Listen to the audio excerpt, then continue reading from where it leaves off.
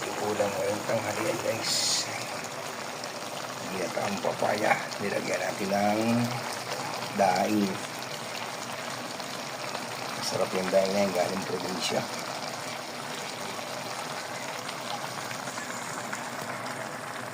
Yan pa lang yung unang gata. Hindi pa natin lalagay yung kakang gata.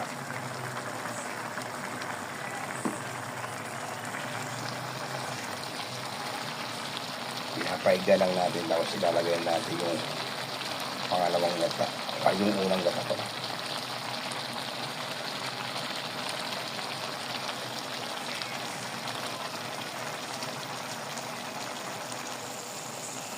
Ayan, ganyan siya guys. Lagyan natin yung kakang gata. Yan.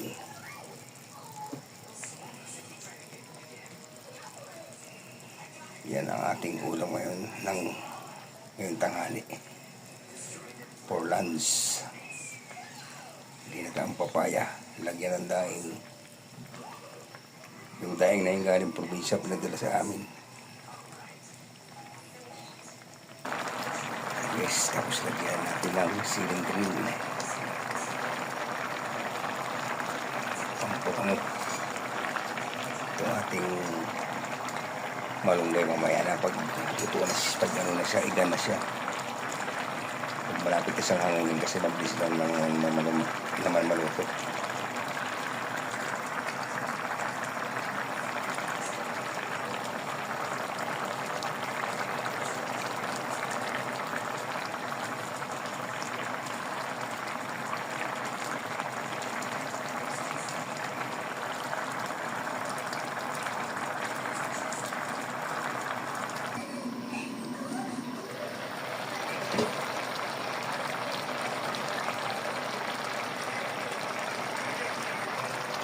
So, okay na siya. Lagayin natin natin yung malunggay. Hangin natin siya.